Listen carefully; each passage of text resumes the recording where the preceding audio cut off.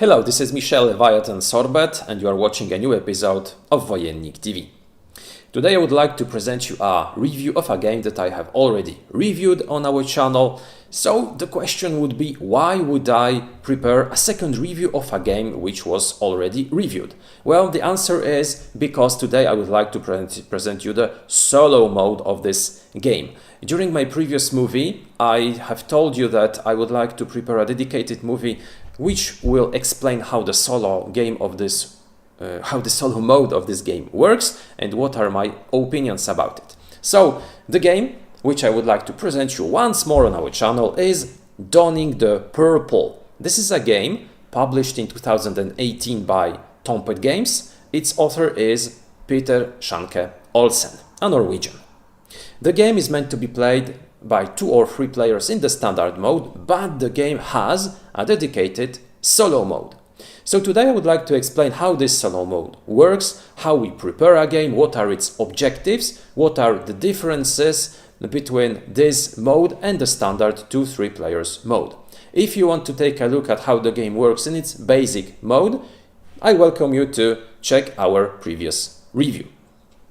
The game is meant to be played by players aged 14 or up, and the time of play is from 70 to 90 minutes, but in the solo mode it can be less, because there will be less downtime, there will be no player interaction because of the solo aspect of the game. But without any further details, I'll just mention that the game will transport us to the times of the Roman Empire, to the 2nd century. We will become emperor and we will try to protect the empire from internal and external dangers. So how this game works in the solo mode and what I think about this mode, let's take a look. Here is once again Donning the Purple in all its glory. I would like to show you how this game works solo, in the solo mode. So what are the differences when it comes to solo games compared to 2 or 3 player games. The first and major difference is the fact that there will be an additional condition concerning winning, because when you play standard 2-3 player games, you win the game having the most points. And the same thing will apply while playing solo. You won't be competing against other players, but your major and only opponent will be the Senate. Your objective will be to accumulate more points than the senators. Because as you can see, what we receive in the solo mode are additional senator tiles, red senator tiles. And those senators will try to take control of the entire Senate and they will try to score victory points. Those victory points will be added to the Senate in accordance to the number of senators present in the Senate each turn. I will explain it in more detail when I will discuss the different phases of the turn.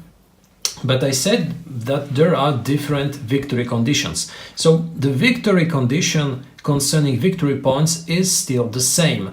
The difference is that you will be competing the Senate. But you can lose the game if you die and you have no heir. That's a major difference, because in the standard 2-player or 3-player mode, if you die, you still continue playing, taking the same player mat that you had, losing 1 stamina, but still continuing to play. If you happen to die in the solo mode and you have no heir, so the heir token is not present on your player mat, you just lose the game. So this is an additional lose condition, not a victory condition, an additional losing condition. You have to really take care of your stamina in order not to die without an heir.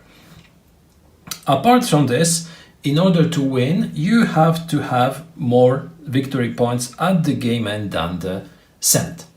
What are the components, the additional components or the changes governing setup or gameplay. So I have already said that we are using red senator tiles. They will be placed in the Senate. As you can see, we are still using Legion tokens, Legion markers, and they are placed just as the legions are placed during 2 or 3 player games.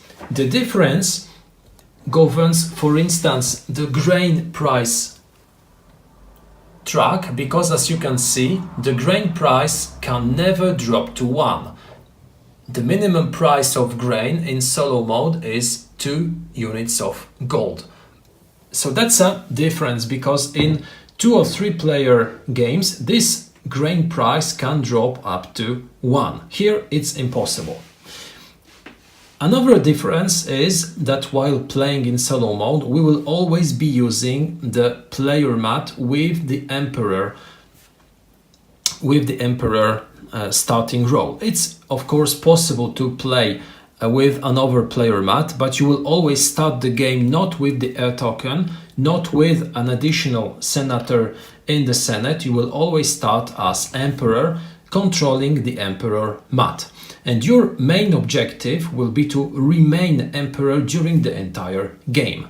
It is possible to die, but you have to have an heir, because as I mentioned earlier, if you do not have any, you lose automatically the game.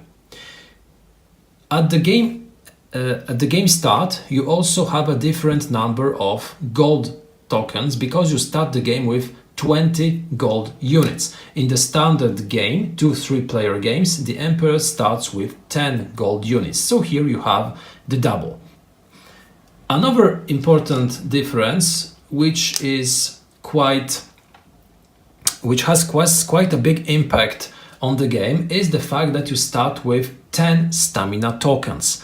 While playing the 2 or 3 player mode, you are using 11 stamina tokens. Here you have 10, so there will be 1 fewer.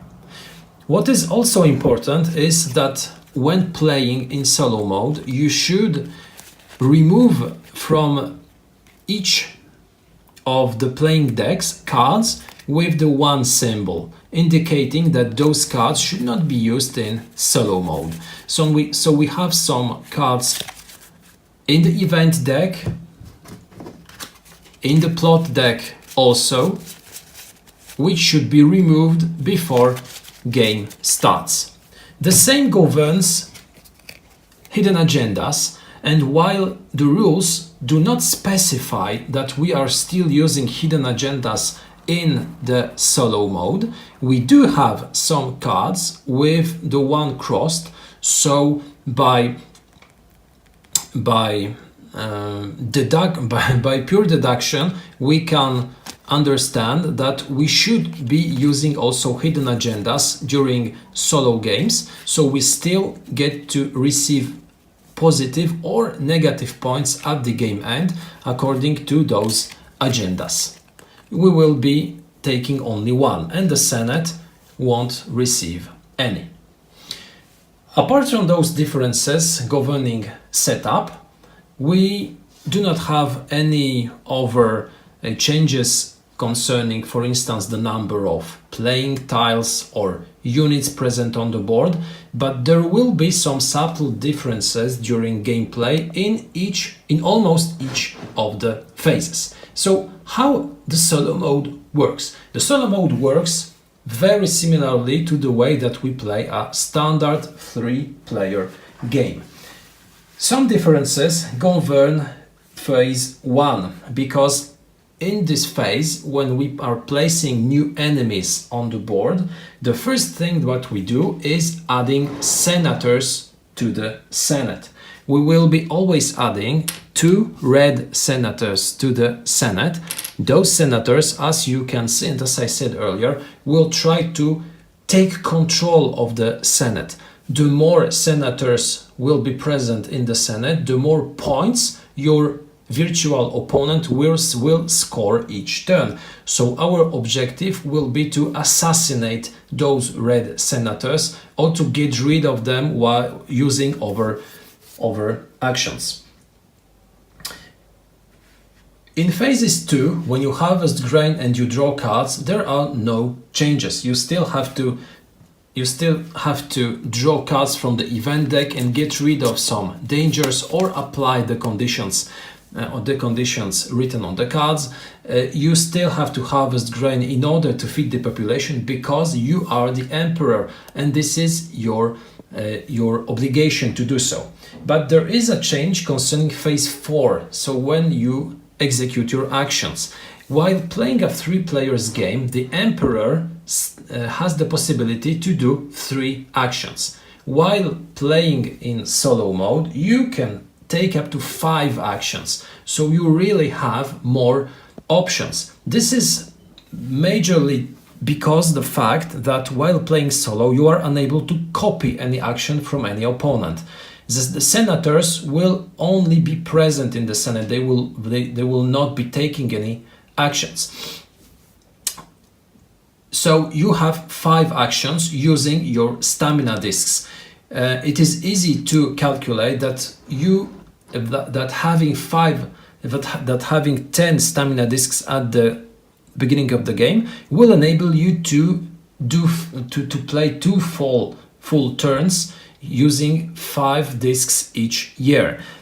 In this tempo, you should or you can die at the end of year 2, which is not a good solution. So you will always have to carefully think if you really should do all the 5 actions, or if you should maybe keep some stamina discs while not having the air token, or if you decide to play the full 5 actions, maybe die and restart the game with the air token if you happened to buy it. A difference governs phase 7, collecting taxes, because after collecting taxes, so after taking money, we place victory points in a pile next to the Senate. The number of victory points placed next to the board is equal to the number of red senators currently present in the Senate. If there are 2, we would place 2 victory points. So this is important to get rid of those senators, because the number of victory points that your virtual opponent will be scoring increases when the red senator numbers increases in the Senate. Phase 8, the end of the year, is also very important, because during this phase, first of all, you are being attacked by the Senate. This attack is done by drawing a plot card from the top of the stack. The strength number at the bottom of this card indicates the number of stamina discs that you lose from your unused stamina part of your player mat. So this is the moment when you can lose stamina and also die. To defend against such an attack, you can play one of your own plot cards in order to increase your own strength. So for instance, by playing a 4 before revealing the attack card, I could prevent the losing of up to 4 stamina units. The strength card, the plot card drawn by the senators, which is the strength of the attack against you, is additionally increased by 1 if the red senators occupy the rightmost space in the Senate. So it is beneficiary to us to occupy the rightmost place in order to prevent this increase of the strength. Additionally, while placing one of our monuments, when we increase our strength, we also receive a +1 bonus.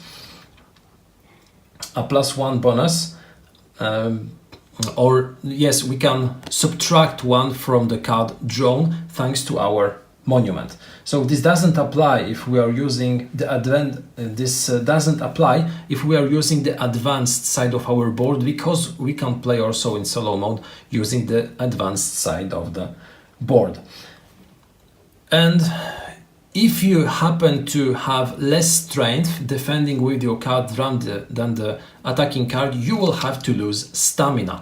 Again, if you lose your last disc, you die, we verify if you have the air token. If so, you re-become emperor. If not, you automatically lose the game.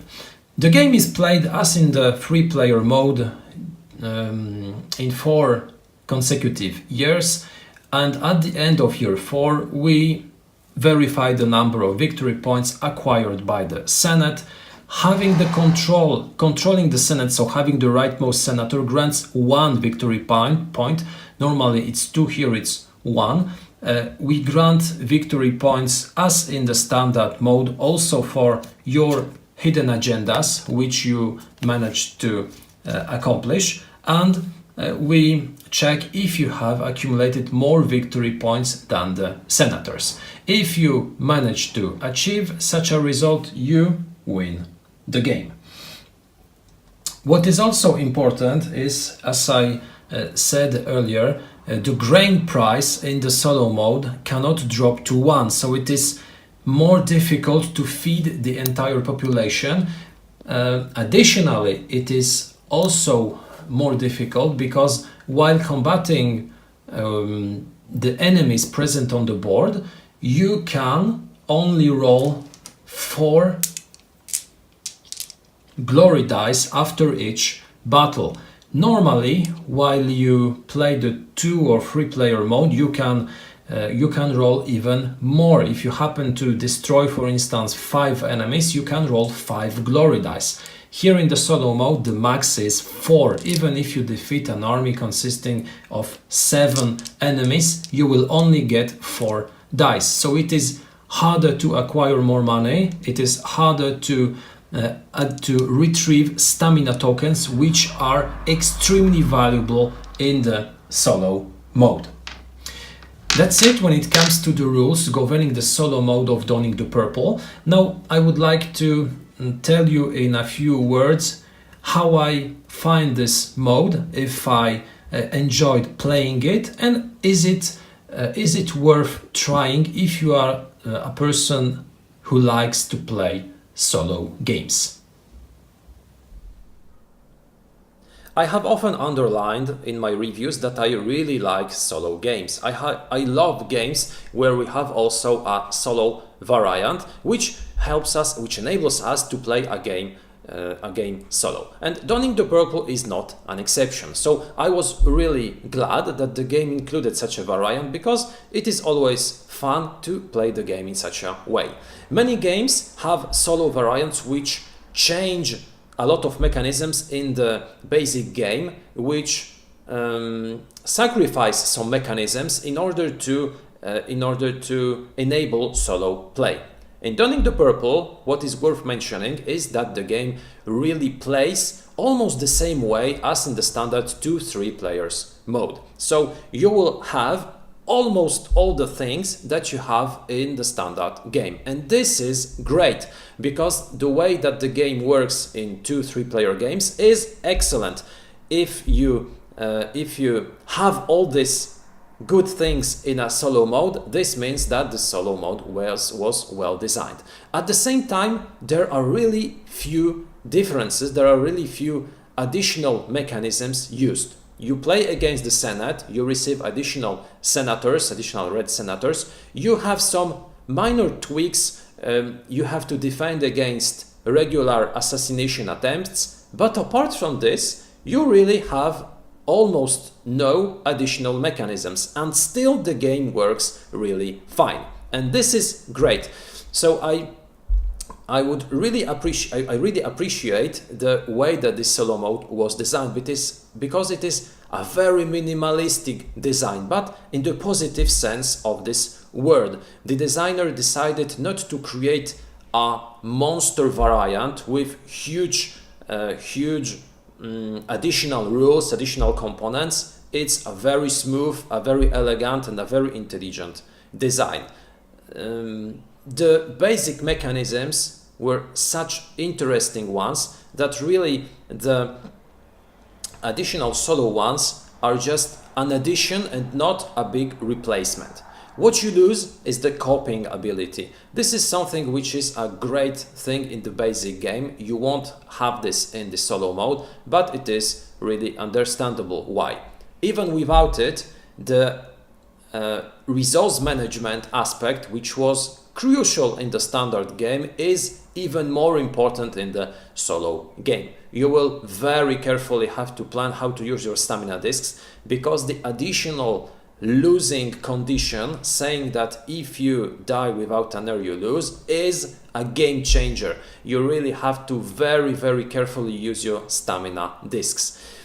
What I really like is the game is even more intense in the solo game than in the standard mode. It is because you will essentially have to take all the difficult decisions during the entire game, so during the entire 4 years, which were taken by the Emperor in the standard 2-3 player games only occasionally when you were Emperor, because it rarely happens that one player is Emperor through the entire game. Here you have to take all these decisions. You cannot relax even for a moment. You will have to fight the enemies, you will have to build aqueducts, you will have to reduce famine, you will have to feed the entire population, and all this by yourself. So you will have to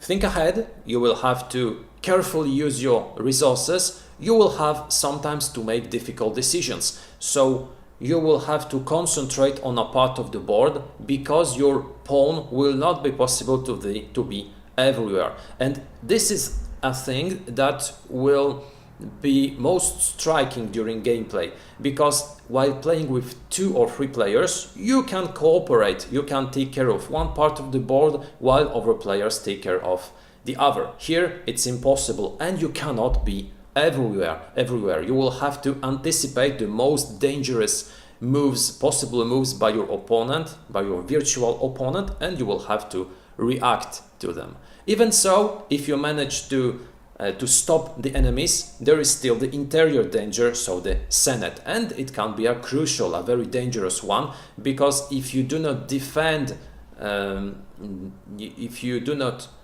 spend resources in order to defend against those attacks, you can rapidly lose your discs and die. If you die without an air, it is game over. You can just replay a new game.